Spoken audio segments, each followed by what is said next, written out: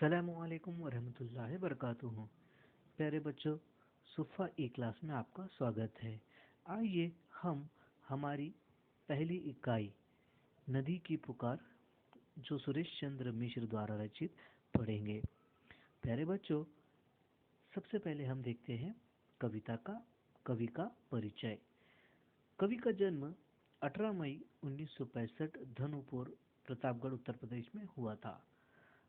यह आधुनिक हिंदी कविता के क्षेत्र के जाने माने गीतकार हैं।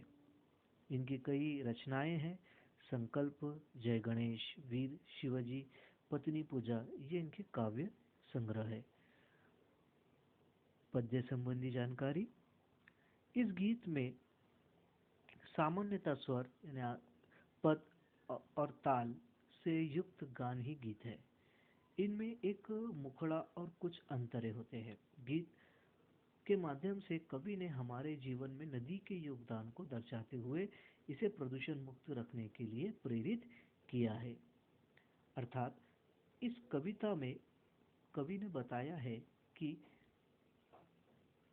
मानव जीवन में नदी के महत्व पर प्रकाश डाला है। वे हमें यह बता रहे हैं कि जीवन प्रदान करने वाली नदियों को हमें प्रदूषण रहित रखना चाहिए।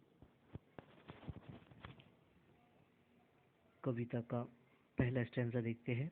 सबको जीवन देने वाली, करती सदा भलाई रे, कल कल करती नदियाँ कहती मुझे बचा लो भाई रे। मर्यादा में बहने वाली होकर अमृत धारा, प्यास बुझाती हूँ उसकी जिसने भी मुझे पुकारा। परहित का जीवन है अपना, मत बनिए सौदाई रे, कल कल करती नदियाँ कहती मुझे बचा लो भाई रे। इन मर्यादा का अर्थ होता है सीमा। परहित दूसरी की भलाई। सौदाई का अर्थ पागल। गिरिवन का अर्थ होता है पर्वतीय जंगल। मलिनता गंदगी। कवि यह कहते हैं कि नदी सबको जल रूपी जीवन देकर भलाई का काम करती है। वह कल कल की ध्वनि के साथ निरंतर लगातार बहती रहती है और सबसे कहती है, भाइयों मुझे बचाओ। बचाओ किससे? इसका अर्थ इस प्रकार है, यानी मुझे प्रदूषण से बचाओ। मैं सदा अपनी मर्यादा में बहती हूँ। जो भी मुझे पुकारता है मैं उसे अपना अमृत जैसा जल देकर उसकी प्यास बुझाती हूँ। मेरा जीवन परोपकार का है। हे भाइयों, पागल मत बनो, मुझे बचा लो। वे अपनी अगली पंक्तियों में कहते हैं, गिरिवन से निकली थी तब मन में पाला था सपना, जो भी पद पे मिल जाए बस उसे बना लो अपना। मगर मलिनता लोगों ने तो मुझ में डाल मिलाई रे, कल कल करती नदियाँ कहती मुझे बचा लो भाई रे। इस पंक्ति में कवि ने बताया है कि जब पर्वत से नीचे उतरती घने जंगलों में आई, तभी मैंने मन में संकल्प लिया था, एक अपने आप से वादा कर लिया था। कवि कहता है कि नदी जब पर्वत से निकलती है तभी वे अपने अंदर एक अपने मन में संकल्प ले लेती है, वादा ले लेती है कि जो भी मुझे पद पे मिलेगा उसे मैं अपना बना लूंगी। परंतु लोग मेरे पानी में कूड़ा कचरा गंदगी डालकर उसे मलिन करते रहते हैं। नदी कल कल की ध्वनि के साथ निरंतर बहती रहती है और सबसे कहती है, भाइयों मुझे प्रदूषण से बचाओ। अगली पंक्ति में कहती है, नदिया के तट पर बैठो तो हरदम गीत सुनाती, सूखा पड़ जाए तो भी कितनों की प्यास बुझाती, बिना शुल्क जल देती है कितनी आए महंगाई रे, कल कल करती नदिया कहती मुझे बचा लो भाई रे। वे कहते हैं कि नदी के तट पर बैठने पर बहुत अच्छा लगता है। नदी के बहने की आवाज कानों को गीत के समान लगती है। समय पर वर्षा न होने के कारण सूखा पड़ जाए तो भी नदी लोगों की प्यास बुझाती है।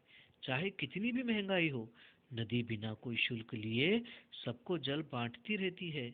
नदी कल कल की ध्वनि के साथ निरंतर बहती रहती है और सबसे कहती है, भाइयों मुझे बचाओ, भाइयों मुझे प्रदूषण से बचाओ। अगली पंक्ति, नदियाँ नहीं रहेंगी तो सागर भी मुरझाएगा, मुझे बताओ नाला तब किससे मिलने जाएगा। हो हैया की धुन ना दे, कभी सुनाई रे, कल कल करती नदियाँ कहती, मुझे बचा लो भाई रे। इन पंक्तियों के माध्यम से कवि ने बताया है कि यदि नदी की अस्तित्व समाप्त हो जाए, यदि नदी का अस्तित्व जो है समाप्त हो जाए, तो सागर में भी धीरे धीरे जल कम होता जाएगा। नदी नहीं होंगी तो नालों का पानी भला कहाँ जाएगा। नदियों में अनेक नाविक अपनी नावें लेकर हो हैया की धुन के साथ एक स्थान से दूसरे स्थान को जाते हैं। नदी नहीं रहेंगी तो यह मधुर धुन सुनाई नहीं देंगी। नदी कलकल की ध्वनि के साथ निरंतर बहती रहती है और सबसे कहती है, भाइयों मुझे प्रदूषण से बचाओ। प्यारे बच्चों, वे अपनी अंतिम पंक्ति में कहते हैं कि झरना बनकर मैंने नैनों को बांटी खुशहाली, सरिता बन करके खेतों में फैलाई हरियाली, खारे सागर में मिलकर मैंने दिया मिठाई रे, कल कल करती नदियाँ कहती, मुझे बचा लो भाई रे। कवि इन पंक्तियों के माध्यम से कहते हैं कि झरने के रूप में मैंने न जाने कितने लोगों की आंखों को प्रसन्नता दी, उसे खेतों में सिंचाई के लिए जल देकर हरियाली फैलाई। जब मैं सागर के खारे जल में मिलती हूँ तो उसे भी अपनी मिठास देती हूँ। नदी कलकल की ध्वनि के साथ निरंतर बहती रहती है और सबसे कहती है, भाइयों मुझे बचाओ, भाइयों मुझे प्रदूषण से बचाओ। प्यारे बच्चों, इस कविता के माध्यम से कवि हमसे कहना चाहते हैं कि नदी का योगदान हमारे जीवन में बहुत महत्वपूर्ण है। यदि नदी नहीं रहेंगी तो हमारा जीवन भी अस्त व्यस्त या नष्ट हो जाएगा। इसीलिए हमने हमेशा पानी को व्यर्थ नहीं बहाना चाहिए। यदि हम कहीं बहता हुआ पानी देखते हैं तो उसे हमने रोकना चाहिए। तो प्यारे बच्चों, आज के लिए इतना ही। इसके साथ अगले चैप्टर के साथ फिर आप हाजिर होंगे। तब तक के लिए अस्सलामु अलैकुम वरहमतुल्लाहि बरकातुहू।